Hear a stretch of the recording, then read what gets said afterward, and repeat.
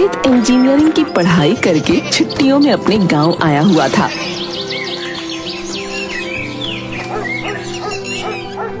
अब तेरा कॉलेज तो हो गया भाई, अब अच्छी सी नौकरी ढूंढ ले, जिंदगी अच्छे से बीतेगी। क्या पापा अभी अब नौकरी करने का जमाना गया, मैं तो बिजनेस करूंगा बिजनेस। क्या आप भी कम से कम उसे खाना तो खा लेने दीजिए।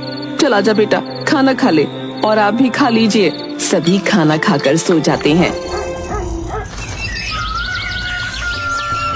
अगले दिन, अरे बेटा, तेरे कमरे में जो कबाड़ है वो इकट्ठा करके कबाड़ी वाले को दे देना। ठीक है।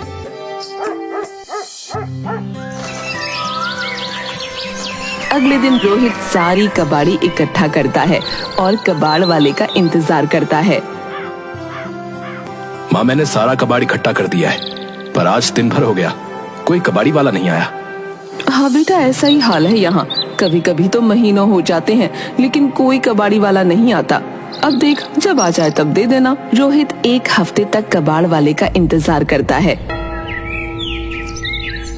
कितने दिन से कबाड़ी वाले का इंतजार कर रहा हूँ, लेकिन एक भी कबाड़ी वाला नहीं आया। फिर वो अपना फोन चलाने लग जाता है। अरे बेटा, मैंने सुना है कि आजकल सभी चीजें ऑनलाइन मिल जाती हैं। अच्छा जरा सुनना, मेरे लिए एक साड़ी मंगवा दे ऑनलाइन। तेरे पापा को तो बोल बोल कर थक गई, पर ला कर ही नहीं देते, कंजूस कहीं के। आजकल सभी चीजें ऑनलाइन मिल जाती हैं, बस एक कबाड़ ही नहीं बिकता ऑनलाइन। तभी बाहर से जयराम की आवाज आती है। अरे ओ रोहित की माँ, जरा पानी तो ला दो। अरे आ रही हूँ, और बाहर चली जाती है। सही तो है, आजकल सभी चीजें ऑनलाइन मिल रही हैं, लेकिन बस कबाड़ ही नहीं बिकता। क्यों ना मैं एक ऐसी ऐप बनाऊं जो घर घर जाकर कबाड़ उठा सके। कुछ दिनों बाद रोहित रघु से मिलता है। अरे भाई, कहाँ ईद का चांद हो रखा था, इतने दिन से ना कोई फोन ना मैसेज। अरे भाई, खजाना मिल गया, खजाना। क्या? फिर रोहित रघु को अपना आइडिया बताता है। अब कबाड़ को रिसाइकल करके हम अपना बिजनेस शुरू करेंगे। और हाँ, तुझे एक वेबसाइट बनानी है जिससे लोग हमें फोन लगाकर कबाड़ बेच सकें। हाँ, पर पहले हमें लोगों के घर जाकर कबाड़ इकट्ठा करना पड़ेगा। कुछ दिन बाद, अरे रोहित, देख, जो तूने वेबसाइट बनाने के लिए बोला था ना, वो मैंने बना ली है। और ये देख, हमारी वेबसाइट को बहुत लोगों ने देखा भी है, कुछ ने बहुत पॉजिटिव रिस्पांस भी दिया है। और देख, कितनों ने तो अभी से ऑनलाइन कबाड़ बेचना भी शुरू कर दिया है। अब बस हमें वहाँ चलना है और उनके घर से कबाड़ उठाना है। फिर रघु और रोहित दोनों कबाड़ इकट्ठा करने के लिए घर घर जाते हैं। भैया, कोने में रद्दी पड़ी है, उठाने के बाद में वहाँ पर झाड़ू भी लगा देना। रघु को बहुत बुरा लगता है, पर वो फिर भी वहाँ से कबाड़ उठाकर अपने साथ ले आता है। रोहित दूसरे घर जाकर, वैसे भाई, ये तो बहुत अच्छा किया आपने, अब मुझे कबाड़ी वाले का इंतजार नहीं करना पड़ेगा, ये सारा कबाड़ यहाँ से ले जाओ। रोहित कबाड़ उठाने लगता है और उसे कबाड़ में एक कंप्यूटर मिलता है। अरे भैया, ये कंप्यूटर ये भी कबाड़ में देना है क्या? हाँ ले जाओ, ये अब किसी काम का नहीं है। बताओ कितने में लोगे? अरे वाह, 25,000 का कंप्यूटर कबाड़ में मिल रहा है, इसके तो मुझे पूरे पैसे मिल जाएंगे। भाई 5,000 में ले लूंगा। अरे वाह, इतना बेवकूफ कबाड़ी वाला तो मैंने आज तक नहीं देखा। इस कबाड़ कंप्यूटर के मुझे पूरे 5,000 दे रहा है। अरे हाँ हाँ भाई, ले जाओ ले जाओ। शाम को रघु और रोहित दोनों इकट्ठा होते हैं। भाई, आज तो बहुत सारा कबाड़ इकट्ठा हो गया, मुझे भी आज बहुत फायदा हो गया। 25,000 रुपए का कंप्यूटर सिर्फ 5,000 में मिल गया। वाह भाई, बहुत अच्छा किया। चल, अब चलकर किसी बड़े कबाड़ी वाले के पास चलकर इसे बेच देते हैं।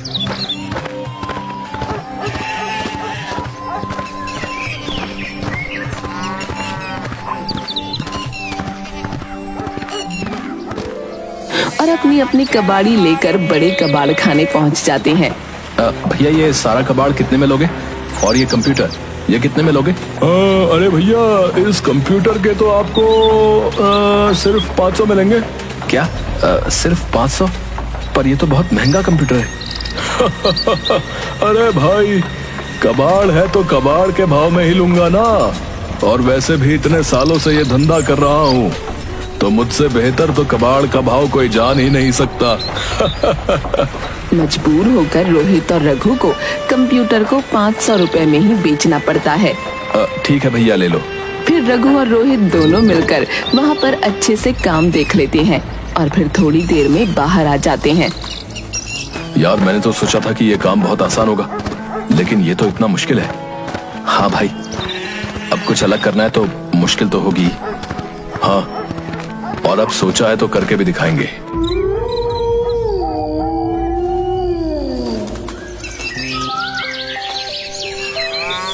कुछ दिनों तक रोहित और रघु अपनी ऑनलाइन वेबसाइट के जरिए घर घर जाकर खुद ही कबाड़ इकट्ठा करते थे। एक दिन रोहित। हाँ पापा आया। अच्छा सुन बेटा, ये सामान की लिस्ट है, जाकर बाहर से ले आ। रोहित बाहर सामान लेने के लिए चला जाता है और फोन घर पर ही भूल जाता है। कुछ देर बाद रोहित के फोन पर रघु का फोन आता है। अरे फोन तो यहीं पर भूल गया। और जयराम रोहित का फोन उठा लेता है। फोन की दूसरी तरफ से रघु की आवाज आती है। अरे भाई, आज तो श्यामनगर से फोन आया था, बहुत सारा कबाड़ मिलेगा। थोड़ी देर बाद रोहित सामान लेकर घर पहुंचता है। क्या हुआ पापा, आप इतने गुस्से में क्यों लग रहे हैं? इसी दिन के लिए हमने तुझे पढ़ाया था, हैं? कि तू लोगों के घर जा जाकर कबाड़ इकट्ठा करे।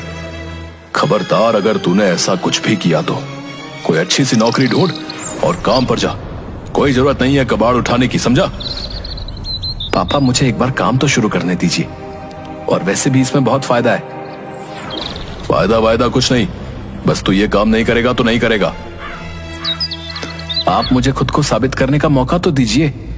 आप देखना, एक दिन आप मुझ पर गर्व करोगे। हाँ, इस बात का गर्व करूंगा कि मेरा बेटा इंजीनियरिंग करने के बाद घर घर जाकर कबाड़ उठाता है ना? नहीं पापा, मेरा कहने का ये मतलब नहीं था। बस एक बार मान जाइए ना। वैसे भी आपको पता है, हम कबाड़ को रिसाइकल करके उसको फिर से उपयोग में ला सकते हैं।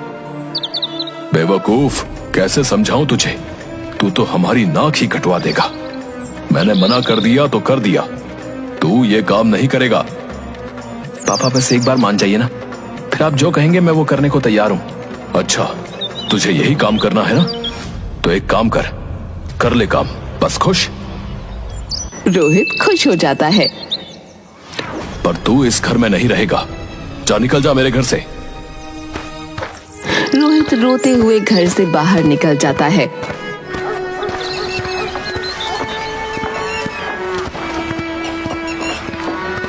थोड़ी देर बाद रोहित रघु के पास जाता है। अरे भाई, क्या हुआ? तू इतना उदास क्यों लग रहा है? रोहित रघु को सारी बातें बताता है। भाई एक काम कर, तू जा और जाकर अपने पापा से माफी मांग ले और छोड़ दे इस काम को।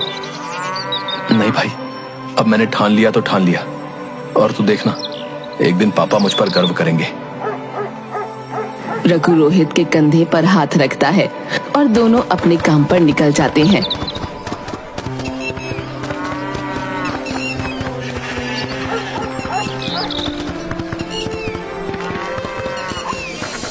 कुछ दिनों तक दोनों कबाड़ इकट्ठा कर करके बड़े कबाड़ी वाले के पास बेच देते थे और जो भी मुनाफा मिलता उसे इकट्ठा करके रख लेते थे।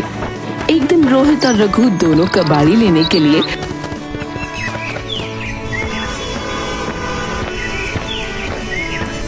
एक घर में जाते हैं। रघु फोन में एड्रेस देखकर घर की डोरबेल बजाता है। यार, एड्रेस तो यहीं का था, पर ये दरवाजा खोलने में इतनी देर क्यों लगा रहे हैं? तभी दरवाजा खुलता है और अंदर से एक 70 साल का बूढ़ा आदमी बाहर निकलता है। क्या है? कौन हो तुम दोनों? तभी अंदर से एक जवान आदमी बाहर निकलता है। अरे पापा, मैंने ही इन्हें बुलाया था। ये लोग ऑनलाइन कबाड़ का बिजनेस करते हैं और आपको पता है, इन दोनों ने अच्छी खासी पढ़ाई भी की हुई है। कौन सी डिग्री ली हुई है तुम दोनों ने? वो सर, हमारे पास इंजीनियरिंग की डिग्री है। क्या इंजीनियरिंग की हुई है और कबाड़ का धंधा करते हो? तुम्हें तो कोई भी अच्छी नौकरी दे देता बेटा। फिर वो बूढ़ा आदमी अपने दोनों बेटों पोतों को बुलाता है। ये देखो, ये मेरे दोनों पोते। इसे मैं डॉक्टर बनाना चाहता हूँ और इसे इंजीनियर बनाना चाहता था, पर अब तुम दोनों को देखकर मुझे पता चल गया है कि इंजीनियरिंग करके इसका आगे क्या हाल होने वाला है। इसीलिए अब इससे इंजीनियरिंग तो नहीं करवाऊंगा। रोहित और रघु उदास मन से एक दूसरे की तरफ देखते हैं और चुपचाप कबाड़ लेकर वहां से निकल जाते हैं। यार रोहित, हमारे देश में कबाड़ी वाले की कोई कदर ही नहीं करता यार। हाँ, बात तो तू सही कह रहा है, पर तू देखना, एक दिन हम सबको दिखा देंगे कि कबाड़ी वाला होना कोई बुरी बात नहीं है। थोड़े दिन बाद मैं क्या सोच रहा था कि ये जो पैसे बचे हैं उनकी हम कुछ मशीनें खरीद लेते हैं जिससे हम कबाड़ को रिसाइकिल कर सकें। हाँ, और कुछ मजदूर भी रख लेंगे जिससे हमारा काम और भी आसान हो जाएगा। रोहित और रघु दोनों कुछ दिनों में मशीनें ले आते हैं और कुछ मजदूर भी रख लेते हैं। अब जहाँ भी कबाड़ी लेने जाना होता वो मजदूरों को भेज देते। एक दिन रघु दौड़ा हुआ रोहित के पास कुछ पेपर और प्लास्टिक के बोतल्स लेकर पहुंचा। अरे देख भाई, इस नई मशीन में तो ये प्लास्टिक की बोतल बिल्कुल नई जैसी हो गई। और देख ये पेपर भी पुराने पेपर से मिलकर बनाए हैं। इसी तरह से हम अलग अलग पेपर्स को अलग अलग तरह से रिसाइकिल कर सकते हैं। अरे वाह, मतलब इसे तो हम फिर से किसी नए दुकानदार के पास बेच सकते हैं। हाँ हाँ भाई, बिल्कुल। इस तरह की तो और मशीनों से हम अपना सारा कबाड़ रिसाइकिल कर सकते हैं। कुछ दिनों तक दोनों ऐसे ही मन लगाकर काम करते हैं और अपना एक बहुत बड़ा कारोबार खड़ा कर लेते हैं। अरे रघु, ये हमारी ऑनलाइन ऐप से कितने सारे लोग जुड़ रहे हैं और कितनी दूर दूर से लोग आसानी से अपना कबाड़ हम तक पहुंचा सकते हैं। इधर जयराम बरामदे में बैठा हुआ चाय पी रहा था। तभी दौड़ा हुआ एक आदमी आता है। अरे काका, अरे तुमने आज का पेपर देखा कि नहीं? अरे इसमें अपने रोहित भैया का फोटो छपा है। क्या? रोहित का फोटो? हाँ काका, देखो, उन्होंने अपने ऑनलाइन कबाड़ के बिजनेस को कितना बड़ा कर लिया। और तो और दूर दूर से उन्हें कबाड़ भी मिलता है और वो उस कबाड़ को रिसाइकल करके किसी बड़ी फैक्ट्री में भी बेचते हैं। क्या? सच में? हाँ काका, यकीन ना हो तो खुद ही देख लो। मैंने अपने बेटे को क्या कुछ नहीं सुनाया और वो मुझसे कहता रहा कि एक बार मेरी बात मान लो, पर मैंने उसकी एक नहीं सुनी। अब वो मुझे कहाँ मिलेगा? अरे काका, अरे इतनी फिक्र काहे कर रहे हैं? रोहित भैया को फोन में घुमाओ और बात कर ले।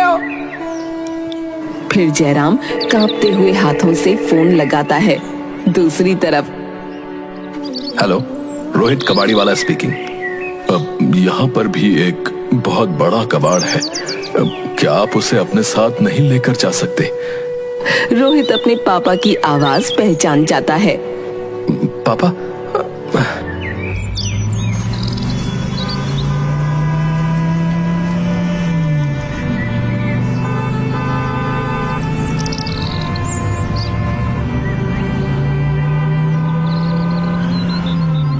कुछ ही देर में रोहित अपने घर पहुंच जाता है।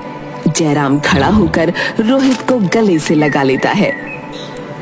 बाप की बात का इतना बुरा लग गया कि इतने समय से घर ही नहीं आया। नहीं पापा, आपकी बात का कैसे बुरा मान सकता हूँ? आप ही की वजह से मैं आज यहाँ तक पहुँच पाया हूँ। बस ये सोचकर नहीं आया कि जब तक अपने पैर पर खड़ा ना हो जाऊं तब तक आपको शक्ल भी नहीं दिखाऊंगा।